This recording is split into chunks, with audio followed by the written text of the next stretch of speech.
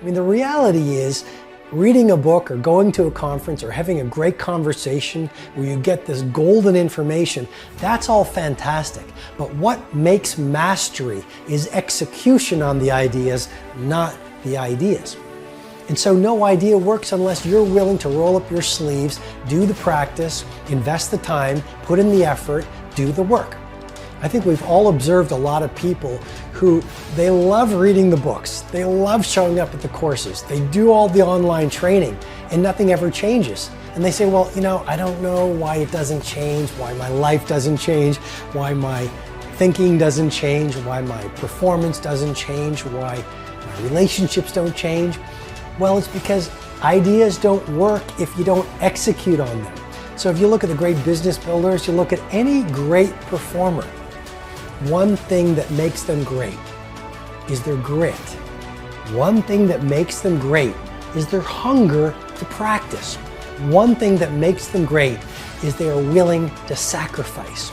I mean, yes, they're passionate, but did you know the root of the word passion is suffering? You've got to be willing to suffer for your vision. You've got to be willing to suffer to reach BIW, best in world. You've got to be willing to suffer the ridicule and laughter of your critics and your cynics to get to a place called world class.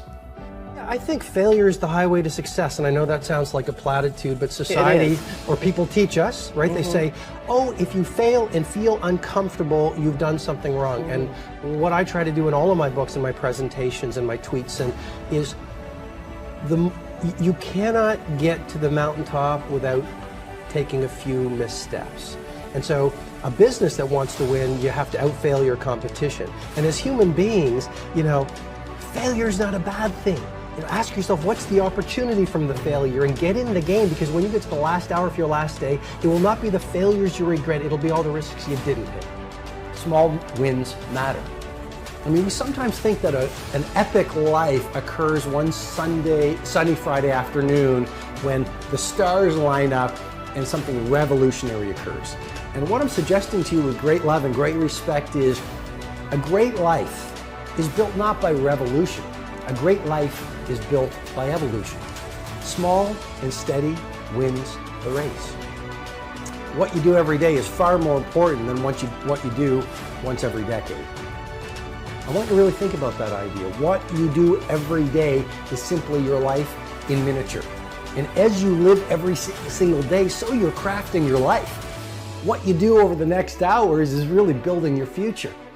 And if you can just get, and I can just get every single pocket of 24 hours right as best as we humanly can, the rest of our life is going to take care of itself. So small wins matter.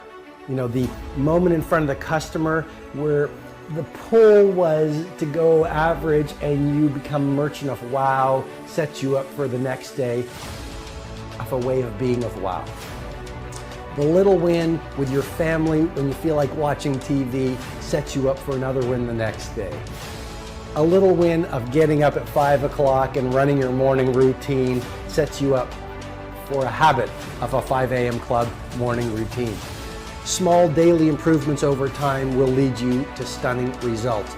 Tiny wins are the way to greatness. And that's one of the things life has taught me. When you look at the great companies, whether it's an Amazon, whether it's some of the tech startups coming out right now, whether it's a Zappos, whether it's a FedEx, whether it's a Nike, whether it's a General Electric, whether it's some of the little shops in your neighborhood that we really admire because people still cook the food with love, or they serve the food with love, or people have an attention to detail. Great companies are built by those small, steady optimizations every single day. If you look at any great product, it wasn't just one day that built the great product. It was a culture and a mindset of daily innovation and optimization when done consistently over time, which led to world class. Even relationships. A great relationship, it's all about those small daily wins when done consistently leads to a lifetime of love. I was walking in the woods last week and there was an elderly couple walking in front of me, and they really stood out because they were moving fast, and they were also they had these ski poles, and so This is the autumn in my hometown, and they were walking with these ski poles, and so I sort of joked as I walked by them because it's pretty much only the three of us in this deep forest, and I said, "You're missing the snow." And they sort of laughed, and we actually walked for about half an hour. And we started going pretty deep. And they said to me, "We've been married 52 years." And I said, 52 years, what's your secret? And the woman says, "Well, I've had to put up with a lot," which made me laugh. And then it was all about the little, small, daily things they did to foster a lifetime of love.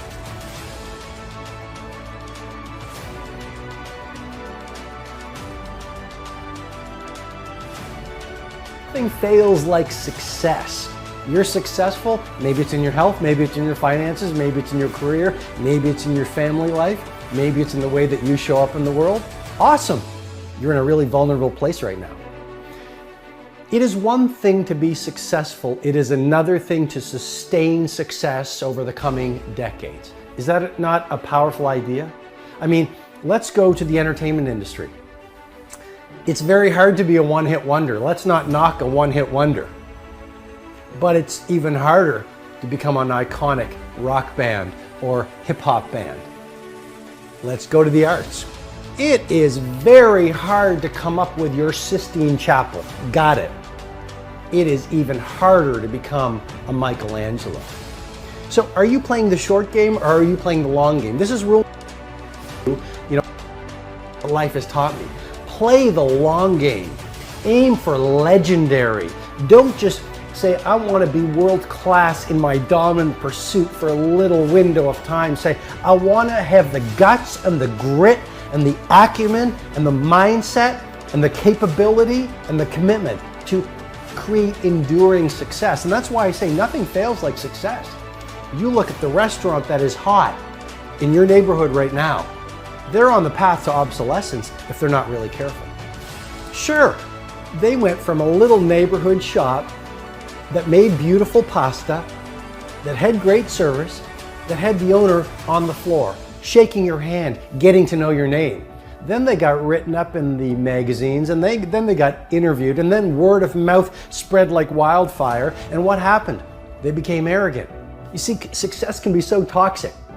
And it happens, it is such a pull on every human being. It just plays with your mind.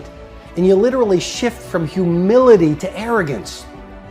You shift from humility to arrogance. And once the arrogance sets in a mindset, it starts to populate every other person on the team, every other person in the culture, every other person in the community. And it is a very short fall from success to irrelevance. So lesson number 2 is nothing fails like success. As you become more successful, become more humble. As you become more successful, work even harder. As you become more successful, care even more about your product. As you become more successful, learn even more. I invite you in, when you are the titan of your industry, be sitting in the room with 18-year-olds beginning their game.